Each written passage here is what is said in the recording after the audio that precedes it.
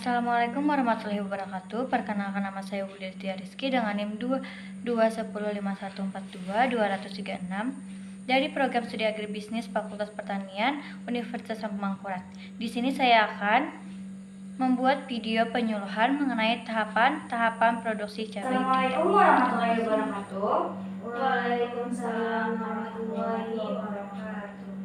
Selamat sore dan salam sejahtera untuk kita semua. Bagaimana kabar ibu-ibu? Baik. Alhamdulillah sama sekali. Sebelumnya perkenalkan, nama saya Wulidia Rizky dari Program Studi Agribisnis Fakultas Pertanian Universitas Lampung Mangkurat. Di sini saya akan melakukan penyuluhan mengenai tahapan produksi cabai hibrida. Ibu-ibu diperbolehkan memberikan pertanyaan setelah sesi penyampaian materi selesai. Baiklah, pertama-tama saya akan menyampaikan materi mengenai pengertian tanaman hibrida. Tanaman hibrida termasuk jenis generasi pertama tanaman yang diperoleh dari hasil persilangan tanaman yang berbeda jenis. Tanaman hibrida kemudian dikembangkan lagi sampai tercipta varietas hibrida yang biasa digunakan sebagai benih tanaman. Dalam hal ini, sesuai dengan penjelasan tersebut, maka tanaman hibrida merupakan hasil dari persilangan indukan dalam satu marga untuk memunculkan sifat-sifat unggulan seperti ketahanan terhadap suatu jenis penyakit tertentu, hasil produksi yang melimpah, tanaman yang kuat, dan lain sebagainya. Baiklah, yang kedua saya akan menjelaskan mengenai klasifikasi cabai. Tanaman cabai tergolong dalam famili terung-terungan atau biasa disebut dengan Solanaceae yang tumbuh sebagai perdu atau semak. Cabai termasuk tanaman semusim atau berumur pendek. Dalam sistematika tumbuh-tumbuhan, cabai diklasifikasikan sebagai berikut: Kingdom Plantae, Diviso Spermatophyta, Subdiviso Aniospermae, Klasis Dicotyledonanae, Ordo Tublioflorae atau Solanales, famili Solanaceae, genus Capsicum, spesies Capsicum annum L. Oke, baiklah, saya akan menjelaskan mengenai tahapan produksi cabai hibrida yang terdiri dari pembentukan galur murni, uji daya gabung, perbaikan galur murni, dan produksi benih hibrida. Apa itu pembentukan galur murni? Pada tanaman cabai, walaupun termasuk ke dalam tanaman menyerbuk sendiri, tetapi perlu dilakukan penyerbukan sendiri secara manual untuk memperoleh benih galur murni. Yang kedua, uji daya gabung. Uji daya gabung ini dilakukan dengan silang Jaliel untuk mengetahui daya gabung umum dan daya gabung khusus dari galur murni tersebut.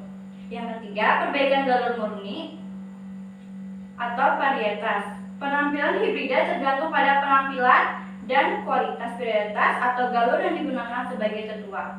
Dalam beberapa spesies, khususnya untuk resistansi penyakit dan kualitas buah hibrida, pada dibutuhkan perbaikan galur murni. Yang ketiga, perbaikan galur atau varietas.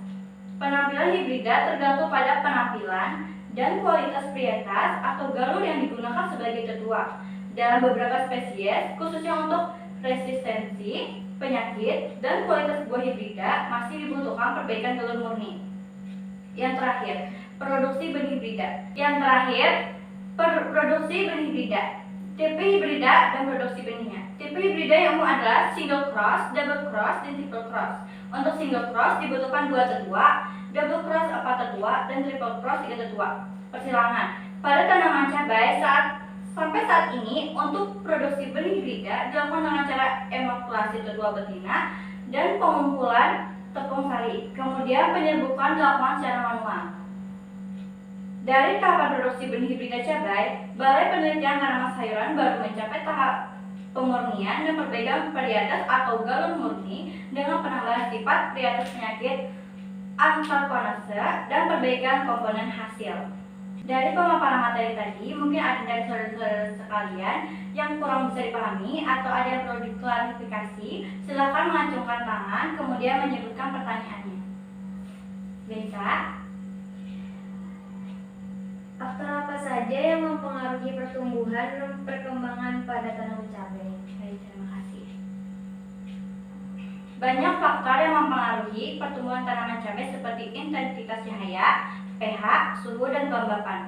Pertumbuhan juga dipengaruhi oleh kesuburan tanah di mana tanaman itu tumbuh. Terima kasih, Bu. Apakah ada pertanyaan lagi? Baiklah. Ya.